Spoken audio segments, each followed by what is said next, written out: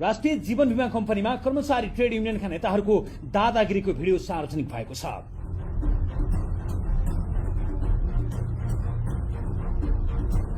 पहिले यो CCTV footage हेर्नुहोस्। यो राष्ट्रिय जीवन बीमा कम्पनीमा कर्मचारी ट्रेड युनियनका नेताहरूको दादागिरीको भिडियो हो। अनुसार काम नगरेको भन्दै नेपाली कांग्रेस र नेकपा एमाले समर्थक कर्मचारी संगठनका नेताहरूले प्रमुख कार्यकारी अधिकृतको कार्यकक्षमा वितन्ना मचाएका हुन्। सीईओ को कार्यकक्षमा टेबल नै फोड्ने र हात हालाहाल गर्ने यी कर्मचारीहरू ट्रेड युनियनका नेताहरू नै हुन्। कम्पनीको हित विपरीत गलत काम गर्न नमानेपछि ट्रेड युनियनका नेताहरूले आफ्नो कार्यकक्षमा धक्कामुक्की गरेको र टेबल तोडफोड गरेको कम्पनीका कार्यकारी प्रमुख सुन्दर पन्थीले सीधा कुरासँग बताए। कम्पनी स्थापना भएपछि यो कम्पनीको नाममा कुनै कर्मचारी विनियावली थिएन, 54 चलिरहेको थियो। कर्मचारी विनियावली यिनीहरूले ल्याउनै चाहेका थिएनन् क्या। अनि कर्मचारी विनियावली त ल्याउनु पर्यो संस्थाको लागि। कर्मचारी विनियावलीको लोकसेवा र परामर्शमा उसले दिने हो, अर्थ मन्त्रालयले स्वीकृत गर्ने हो कर्मचारी विनियावली। त अर्थ मन्त्रालयले स्वीकृति गरेको विनियावलीमा केही अब अहिलेको विशेष परिस्थितिमा केही सेवा सुविधामा थोरै कटौती भयो हो क्या। अब त्यो सेवा सुविधा काटेर ल्यायो भन्छन्। अब मन्त्रालयले दिल्लीमा सीईओको केही भूमिका हुँदैन, सञ्चालक समितिले कार्यान्वयन गरेर संशोधन पठाइदियो। त्यो विषय 1 वर्ष पुरानो हो क्या।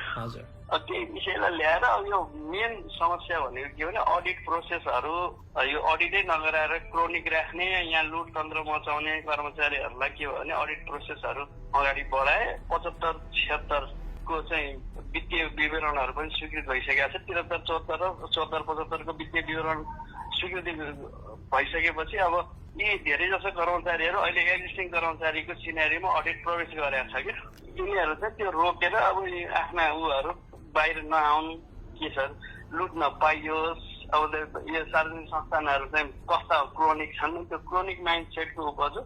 अब यसले संस्था अगाडि बढाएको धेरै जसोलाई रुचिया छैन कि यिनीहरू त नालायक ठहरे नि त। म आएको 1 वर्षमा यत्रो काम हुँदाखेरि कर्मचारीहरू नै अब यो सियो लखेट्नुपर्छ, नत्र यसले हामीलाई फसाउँछ अथवा यसले यहाँ हाम्रा काण्डहरू बाहिर निकाल्छ भन्ने डर पनि हो क्या। उनले भने यो घटना गत सोमबार 25 गतेको हो।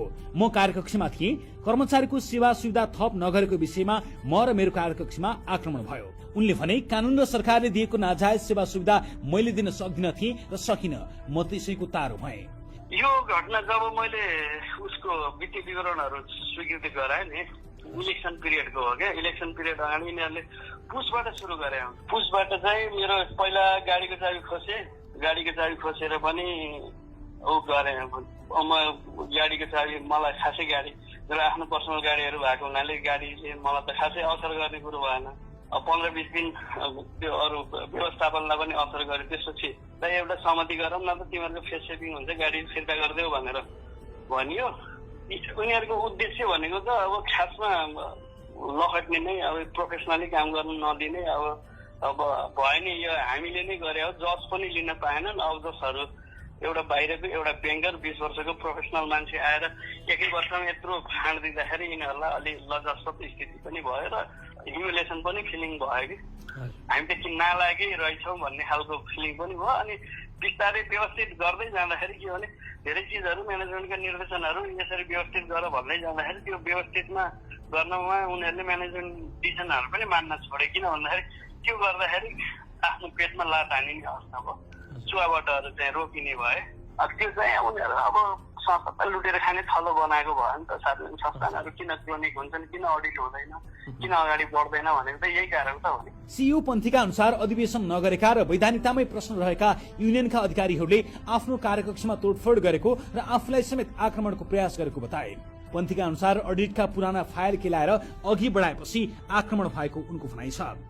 यो इलेक्सन पछि सोमबारको दिनको होइन, आइतबार छुट्टी थियो, सोमबारको दिनको छलफल चल्दै थियो। यही विचारको अब कसरी अगाडि बढ्ने, अब इलेक्सन सकियो, अब तपाईँहरूको अब मसँग भएको अधिकारको त म उनै गर्छु। अब मन्त्रालयको कुराहरू, अब बाहिरी एक्सटर्नल एजेन्सीको कुराहरूमा त म तपाईँहरूसँग कमिटमेन्ट गर्न सक्दिनँ भन्ने कुराहरू गर्दै थिएँ। अनि त्यसपछि खासमा अझै यो वार्षिक उत्सव भत्ता खान पाउनु पर्यो भन्ने छ। त्यो जुन विनियामले 54मा पनि थिएन।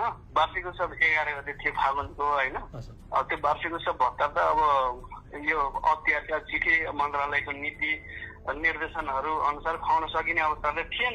अब यो खाइपाइ आएको भनेर कर्मचारीहरूले एउटा बाहना खोजेर